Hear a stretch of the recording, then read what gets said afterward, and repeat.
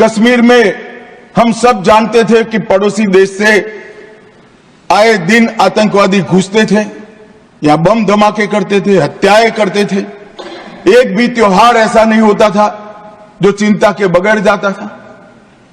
और केंद्र सरकारों का रवैया लचीला होता था, चुप्पी साध जाते थे, बोलने में डर लगता था, कोई दुविधा भी थी, शायद वोट बैंक का भी डर था।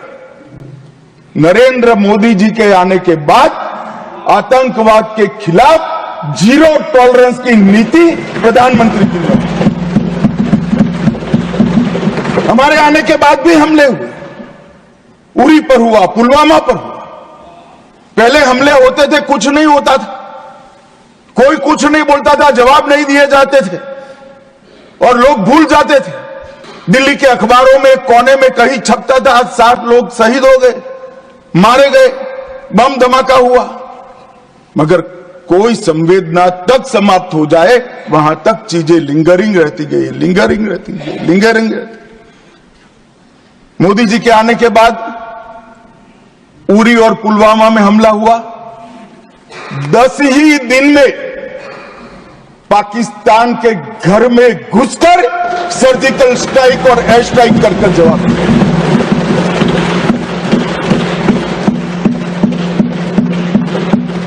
पूरे दुनिया में 2 ही देश ऐसे थे जो अपनी सीमा और सेना की सुरक्षा के लिए हमेशा सम्मान के साथ तत्पर रहते थे, इजराइल और अमेरिका। वो 2 देशों की सूची में मेरे महान भारत का नाम जोड़ने का काम नरेंद्र मोदी, और वहीं से शुरू हुई आतंकवाद के खिलाफ जीरो टॉलरेंस की नीति। मान्यवर, हम सब जानते हैं धारा 370 कश्मीर के अलगाववाद का मूल था। हम भी कभी अलग हो सकते थे, ये भाव के बीच धारा 370 के अंदर डाले गए थे। मगर हमारे संविधान निर्माताओं का भी मैं बहुत मनपूर्वक धन्यवाद करना चाहता हूं, बड़े दूरदर्शी थे। उन्होंने इसको टेम्पररी बनाया और धारा 370 को हटाने का बीज भी धारा 370 में ही डाल दिया गया। मगर राजनीतिक मजबूरी, वोट बैंक की पॉलिटिक्स, हमारे पुरखों ने धारा 370 डाली है, हम नहीं हटाएंगे, ऐसी जिद धारा 370 को लेकर चलती रही, कई सालों तक चली। और मान्यवर, यही सदन में 5 अगस्त 2019 में मोदी जी ने धारा 370 को समाप्त। हमारे संविधान निर्माताओं का वो स्वप्न कि एक देश में 2 प्रधान, 2 विधान, 2 निशान नहीं होंगे, कैसे हो सकता है? देश में एक ही प्रधानमंत्री हो सकता है, देश का एक ही संविधान हो सकता है और देश का झंडा भी एक हो सकता है।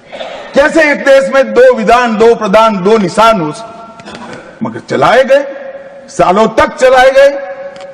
और 5 और 6 अगस्त 2019 को इस देश में एक विधान, एक प्रधान और एक निशान का नया दौर, और वहीं से शुरू हुआ कश्मीर को हमेशा के लिए भारत के साथ एकरूप करने की प्रक्रिया। सबसे पहले डोगरी, हिंदी और उर्दू को राज्य की भाषा का स्टेटस दिया गया। मान्यवर, भ्रष्टाचार रोकने के लिए कोई एंटी करप्शन ब्यूरो की वहां रचना ही नहीं थी, क्योंकि रोकना ही नहीं चाहते थे। इतने सालों के बाद एंटी करप्शन ब्यूरो वहां बना। देश के सारे कानून वहां स्वीकार कर लिए गए, चाहे महिलाओं के अधिकार का हो, दलितों के अधिकार का हो, आदिवासियों के अधिकार का हो, बच्चों के अधिकार का हो, ये सारे कानून वहां स्वीकार कर लिए गए। पठानकोट से एक नाका परमिट रखी गई थी, एक भाव खड़ा करने के लिए कि देश के हिस्से में आप नहीं जा रहे हो।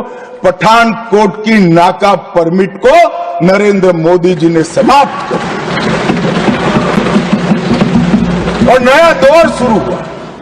लोकतंत्र का, खुशहाली का, विकास का। आज ये कहते हैं क्या परिवर्तन आया है। मैं ध्यान से सुन रहा था, धैर्य न रहे ऐसे उकसाते थे, मगर मैं जवाब जरूर दूंगा। क्या परिवर्तन आया था सुन लीजिए। 33 साल से आपके शासन में रात्रि के सिनेमा हॉल नहीं खुलते थे, सिनेमा हॉल ही नहीं खुलते थे हमारे शासन में। वहां 34 साल से मरहूम के जुलूस का, ताजिया का परमिशन नहीं था, हमारे समय में दिया गया। G20 की बैठक में दुनिया भर के डिप्लोमेट्स वहां शांति से गए। कश्मीर की संस्कृति, संगीत, खाना और कश्मीर की खूबसूरती को एंजॉय कर कर वो अपने अपने देश में वापिस गए। लाइव लगातार के वीडियो को लाइक करें, सब्सक्राइब करें और बेल आइकन को दबाना न भूलें।